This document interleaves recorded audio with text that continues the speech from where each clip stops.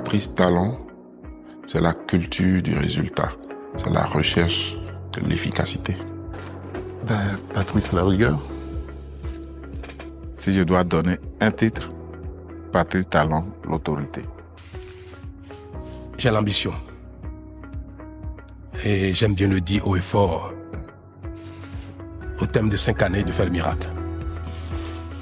De réaliser cette magie.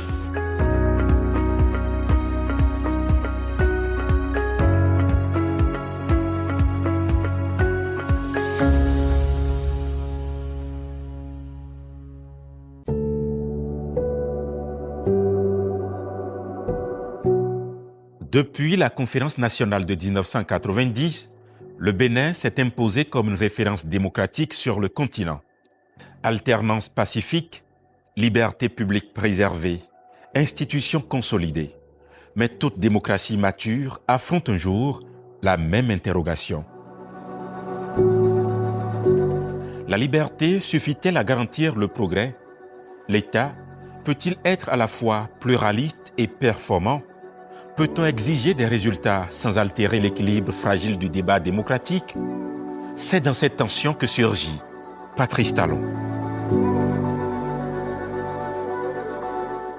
Il a pu quand même résister au vertige de la toute-puissance. Nous avons une constitution très présidentialiste. Et donc, si vous n'avez pas assez conscience de l'importance de ces pouvoirs et de la possibilité d'aller un peu trop loin, oui, vous exercez aveuglément le pouvoir. Je crois qu'il a su faire preuve de discernement, d'évaluation à son propre niveau, pour tempérer son ardeur.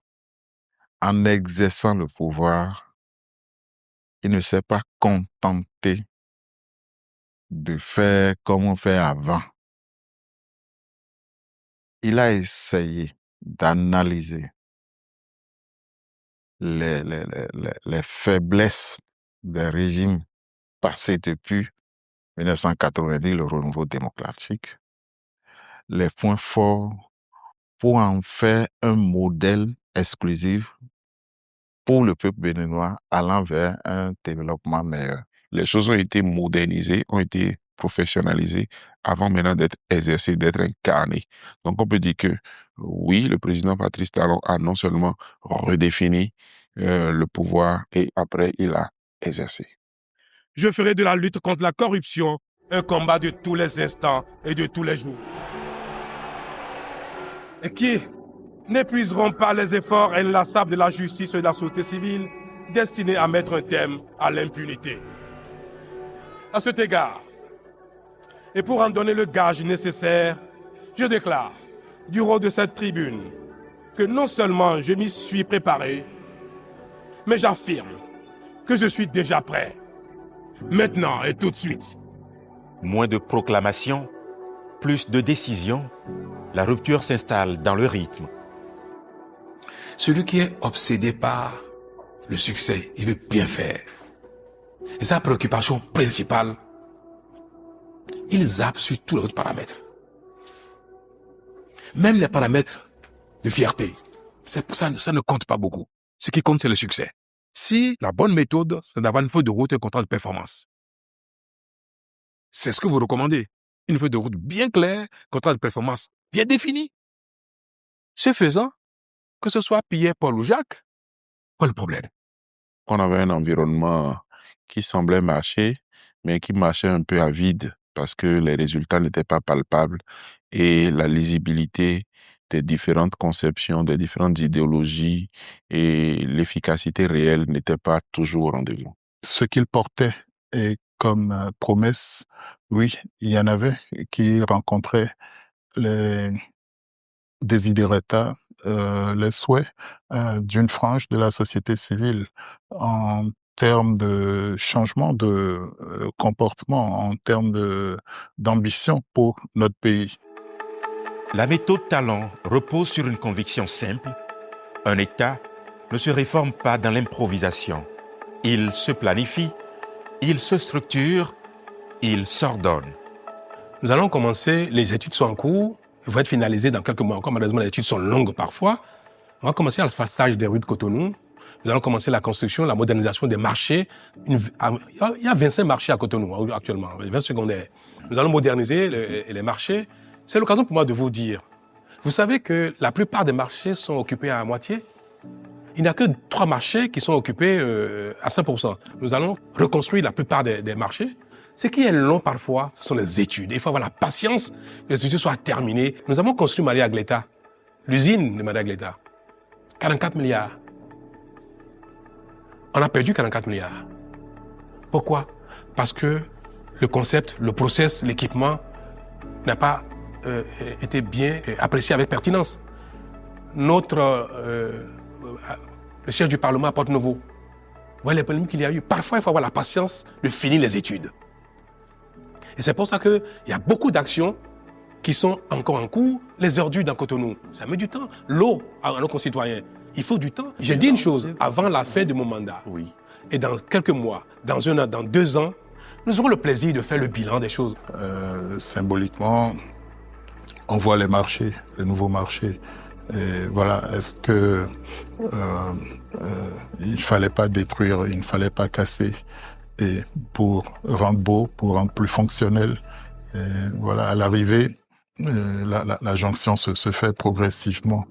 Et donc, sur certaines situations, la leçon à en tirer, la leçon est apprise par l'ensemble de la société béninoise, et que par moment, par endroit, il peut être nécessaire, utile, et d'y aller de la méthode forte. Le temps politique s'accélère, les procédures se resserrent, les objectifs deviennent mesurables. L'administration découvre une exigence nouvelle, la performance comme boussole, et gouverner devient produire. D'abord, sur le plan des ressources humaines, c'est une question fondamentale. Quel type de ressources humaines animait l'administration? Comment ils étaient recrutés? Comment on mettait l'accent sur la qualité, sur les spécialités? Je crois que beaucoup de choses ont été faites sur ce terrain-là. Et on n'hésite pas à faire recours aux gens venant du secteur privé quand ils peuvent apporter un plus aux purs fonctionnaires. On n'hésite même pas à aller chercher les ressources de qualité à l'extérieur quand c'est nécessaire pour faire bouger les choses. Il y a des Béninois dans les grandes entreprises, dans les plus grands pays, qui sont de niveau de compétences très élevé, qui ont un niveau de compétences très élevé, mais qui pourraient venir dans un contrat de prestation assumer des fonctions pour la gestion des déchets.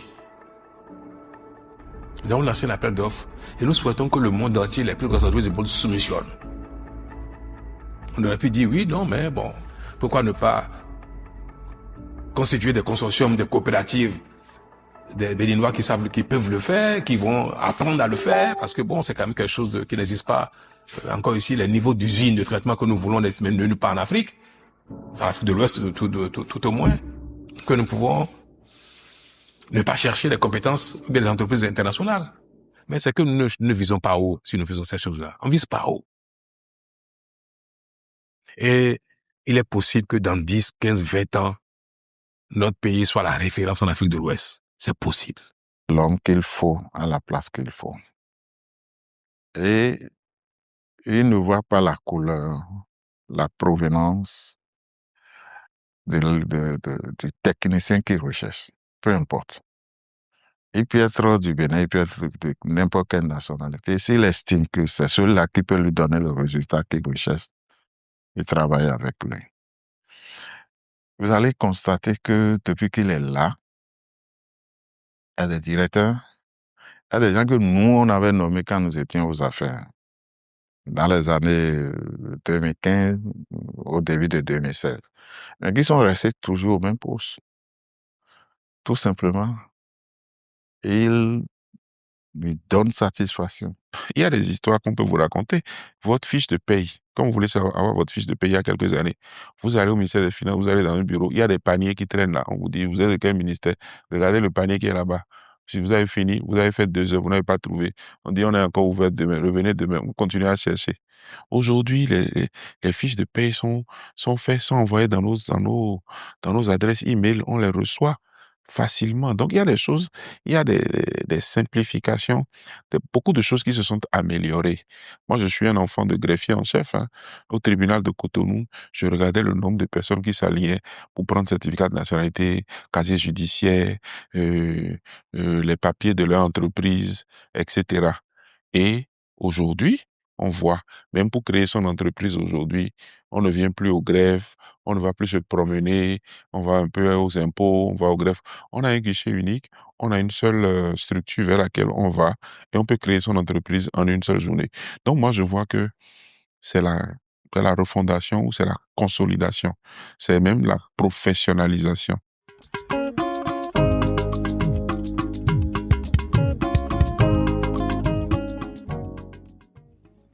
Le maire, s'il ne suit pas son budget, s'il ne règle pas son budget, s'il n'exécute pas son budget,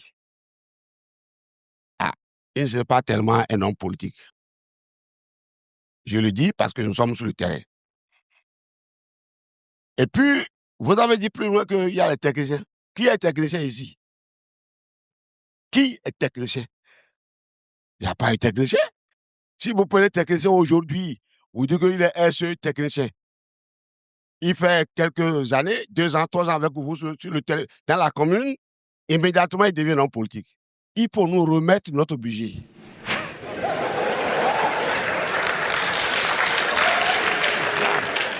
Si le marabout nous a fait le diagnostic, nous a trouvé le remède.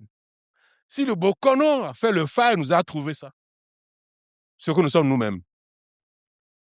Rien d'autre que la gouvernance. C'est ça, le diagnostic, c'est ça le remède, c'est le seul remède. Je ne sais pas si dans la salle, quelqu'un d'autre a trouvé une réponse au peu que nous faisons de mieux en mieux depuis.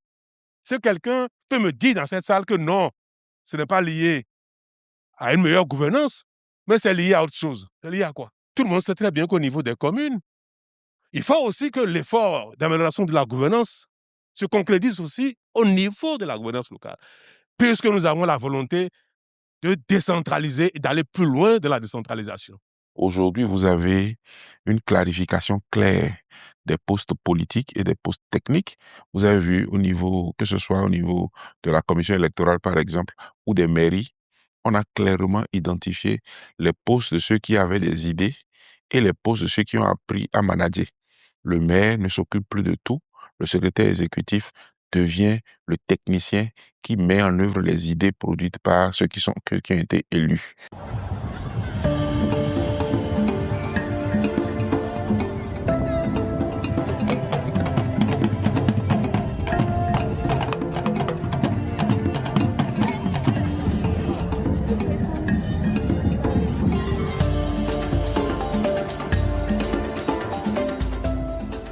Depuis fort longtemps, très longtemps,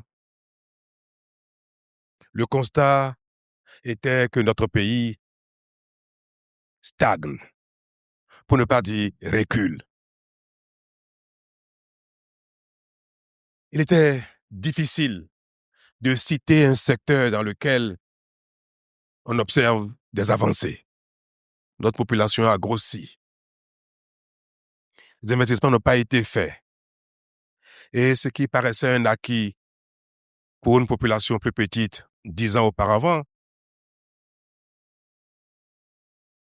paraissait désormais inaccessible pour une population qui a grossi.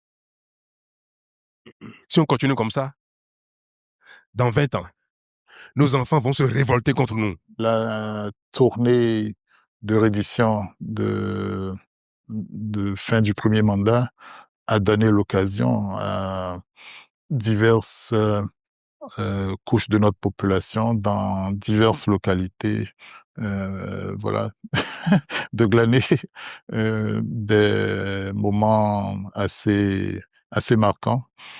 C'est la rencontre d'un homme d'État avec son peuple, ses concitoyens. Et je crois aussi que le chef de l'État a dû repartir de tout ça avec des émotions, des souvenirs assez marquants pour lui-même. Le vrai bilan de notre action depuis 4 ans, c'est notre capacité désormais à faire face à nos destins, à nos besoins et de manière durable. Désormais forts, capables, confiants en nous-mêmes, sérieux, rigoureux, ces choses-là, nous serons capables de les faire 10 fois, 20 fois, 30 fois, 50 fois, 100 fois.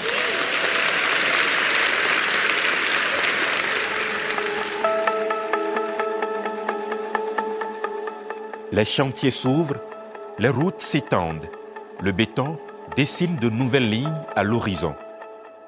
Mais au-delà des infrastructures, c'est une vision qui s'installe, celle d'un État stratège orienté vers la durée. L'ambition n'est pas conjoncturelle, elle se veut irréversible. L'ambition de réindustrialisation du pays et ce qui se met en place à Glojigbe, à la GDIZ, oui, il y a de quoi être surpris agréablement et de se convaincre que parfois c'est un management qui a su accélérer et quand il fallait, certainement en connaissance de cause, même si sur d'autres domaines, d'autres situations, et là, le gouvernement s'en est quelquefois expliqué et a même fini par justifier l'allongement des mandats, enfin l'adoption du septennat, par la nécessité de mieux creuser les études, de mieux préparer la réalisation d'un certain nombre de projets. Aucune mutation politique n'est neutre. Réformer, c'est déranger des équilibres anciens. Accélérer, c'est aussi exposer des divergences.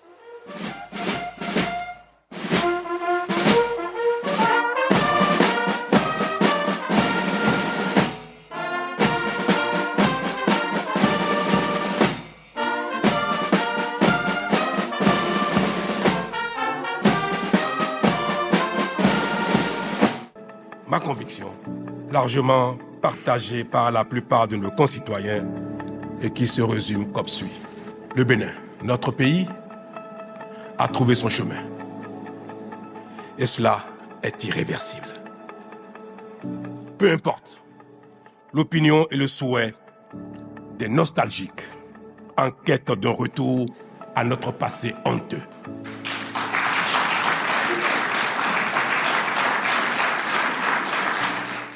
Fini l'usurpation du pouvoir politique par des vendeurs d'illusions incompétents et mal intentionnés.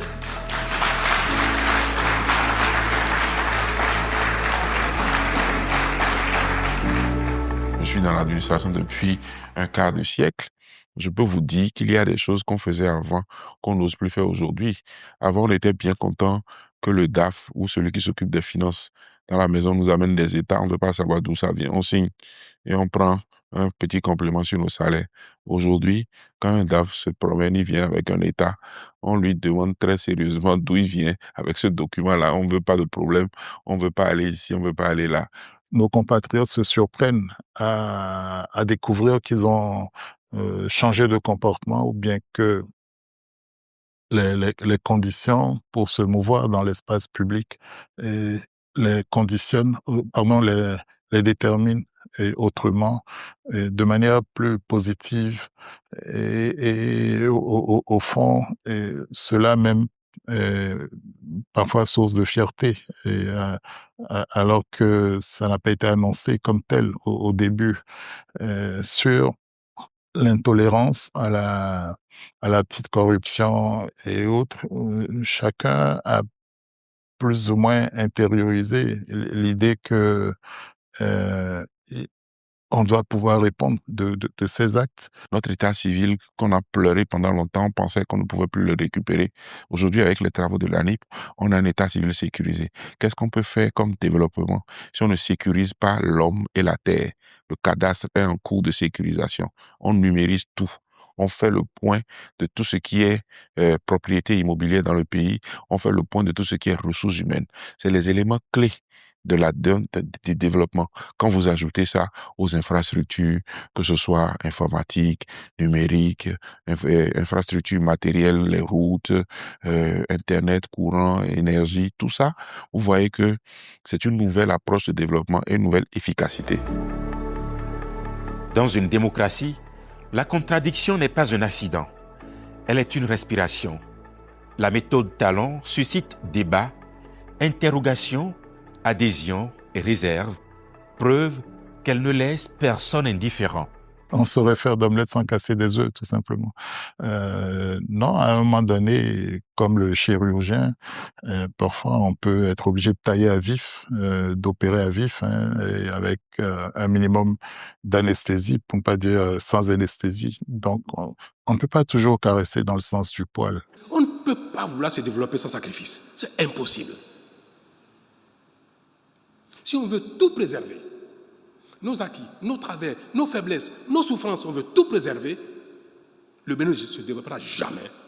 Et nos enfants, nos petits-enfants, nos arrière-petits-enfants vont subir les mêmes sorts que nous. Ce n'est pas avec plaisir, ça fait longtemps qu'il fallait le faire. Ce n'est pas un plaisir pour moi de dépenser l'argent de l'État pour payer des gens à la maison. Ce n'est pas un plaisir pour moi d'envoyer des pères de famille à la retraite d'office parce que je sais très bien que celui qui va à la retraite, c'est comme s'il était en déchéance. Même si ce n'est pas le cas. Aucun dirigeant ne peut faire ces choses-là avec plaisir. Ça n'existe pas. Tout le monde veut plaire. Moi qui suis ici, j'aime plaire aussi, j'aime plaire. Je voudrais plaire à tout le monde. Je voudrais plaire à mes concitoyens, aux uns aux autres. Que quand je passe, on dit, oh, il est gentil, il est beau, il est ceci, il est ceci, on va m'embrasser, on va me dire merci, comme ça. J'aimerais pas que quand je passe, on me dise, regardez-moi ce méchant-là. J'aimerais pas ça. Je ne suis pas maso. Mais notez bien que j'aime plaire moi aussi. Et je voudrais bien plaire à tous mes concitoyens si je pouvais le faire. Mais ce serait contraire à la mission qu'on m'avait confiée. Parce que vous ne m'avez pas élu pour plaire. On m'avait élu pour régler les problèmes qui se posent au Bénin. Y compris même les problèmes difficiles. Y compris les réformes difficiles. C'est ce plaire-là que je voudrais pouvoir observer à la fin. Ce fut dur pour lui. Mais il a essayé.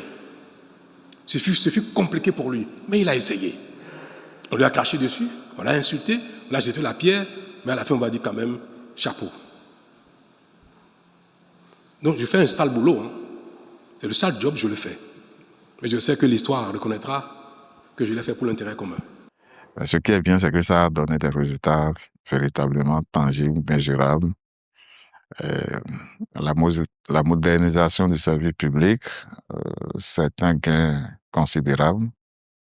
La modernisation du réseau routier, la simplification des différentes procédures, c'est ce qui fait que sur le plan international, on est véritablement bien coté.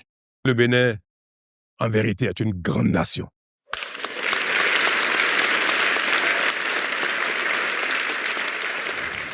Nous avons même réussi les réformes les plus difficiles, qui nous ont mis à l'épreuve, qui nous ont coûté des sacrifices énormes. Et nous avons tenu. Et aujourd'hui, le constat est que, jour après jour, les uns et les autres voient la pertinence de ces réformes-là.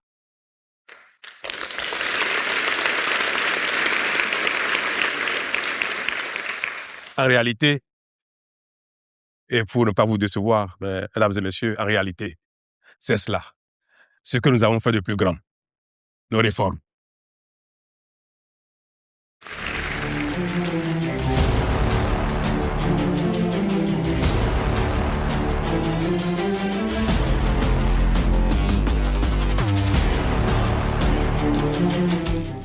Malgré nos divergences, il ne faut pas que nous soyons ennemis au point de compromettre l'intérêt général. Moi, j'en ai donné le signal. J'ai travaillé avec des FCBE au lendemain de mon arrivée à la fonction. Jusqu'à aujourd'hui, je continue de le faire. L'ancien Premier ministre Zinsou, qui a été mon challenger aux élections de 2016. Aujourd'hui, il travaille avec le Bénin, il travaille pour le Bénin. Il fait des choses extraordinaires. Moi, je suis admiratif de ce qu'il fait. Il nous accompagne beaucoup, il nous aide beaucoup. Il aime son pays. Moi, j'ai pu, en 2016, même mal juger sa capacité à se donner pour le Bénin. Et j'observe, il n'est pas président, mais il fait des choses extraordinaires pour le Bénin. C'est ce que je voudrais que chacun fasse, qu'on soit d'un bord ou de l'autre. Quand c'est le pays, il veut servir le Bénin. il n'y a pas de pari sur l'avenir sans prise de conscience. Le changement de comportement, voire de mentalité, ne peut s'opérer que par l'exemplarité, par une pédagogie adéquate et qui amène le citoyen à se convaincre qu'il est partie prenante de ce qui est fait, et parfois contre ses intérêts immédiats. Et ça, c'est une leçon qu'on doit s'imposer à tout moment dans le pays. Et si ça devait être un héritage du passage du président Talon, je milite absolument pour cela.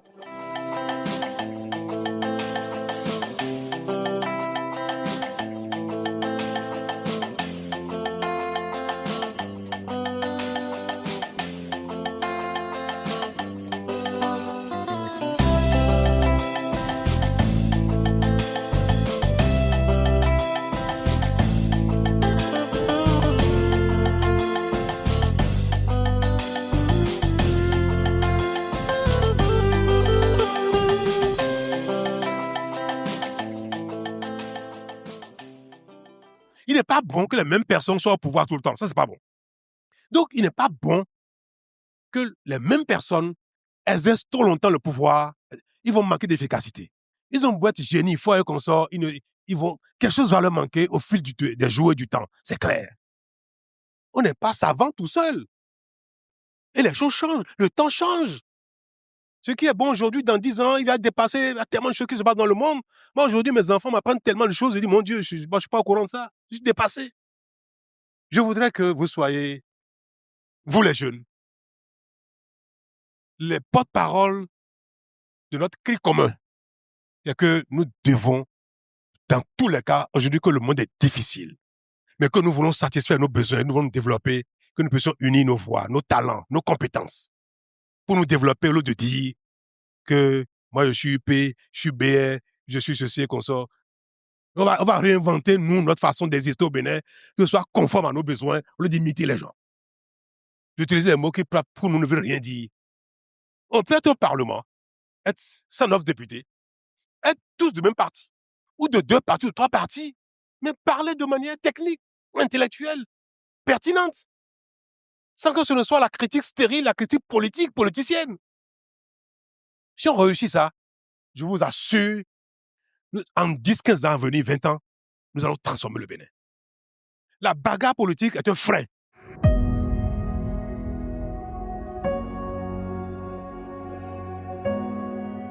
« 10 années suffisent-elles à infléchir durablement une trajectoire nationale? La gouvernance Talon ne s'est pas arrêtée à la réforme immédiate. Elle a cherché à dessiner une trajectoire, une projection, une vision. Et nous avons eu raison d'épouser la rigueur et le sérieux au travail, puisque les avancées sont visibles, tangibles et vécues. Elles se lisent dans la dignité retrouvée, dans l'espoir qui renaît, dans la fierté d'appartenir à une nation qui avance avec détermination et de manière irréversible. Cependant, mesdames et messieurs,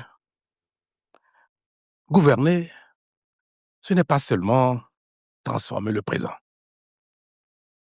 C'est aussi et surtout préparer l'avenir.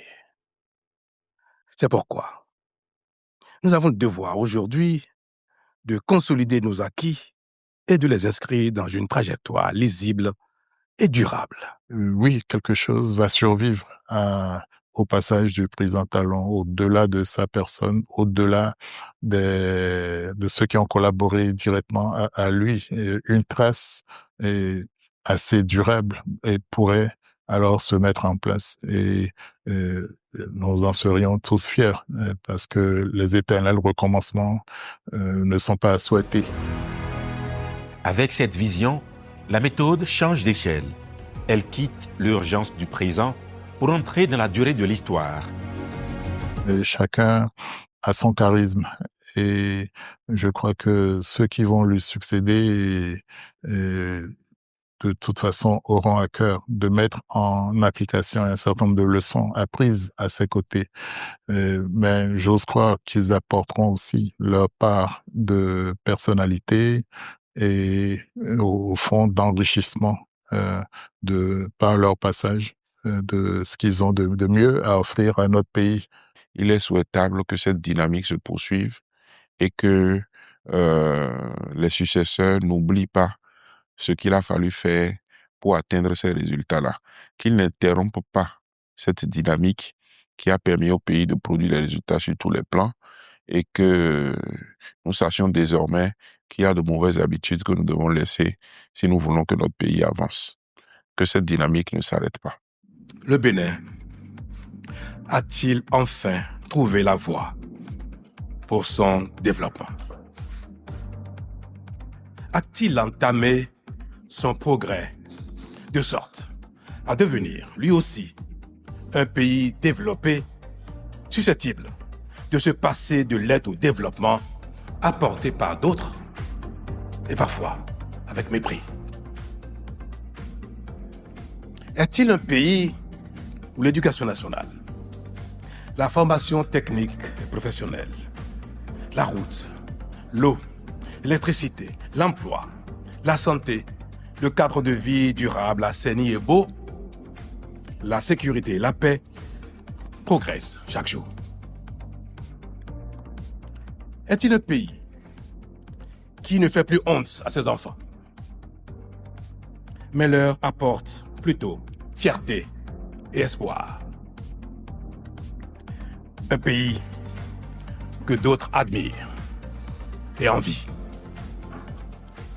Autrement dit, le Bénin est-il aujourd'hui un pays où tout s'améliore jour après jour, où l'espoir est désormais permis, de sorte que ce qui n'est pas encore acquis ne paraisse plus inaccessible?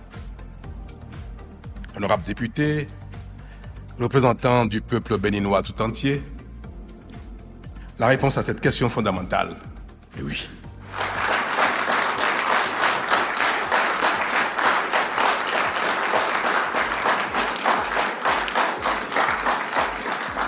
Il est difficile de se quitter quand on s'aime.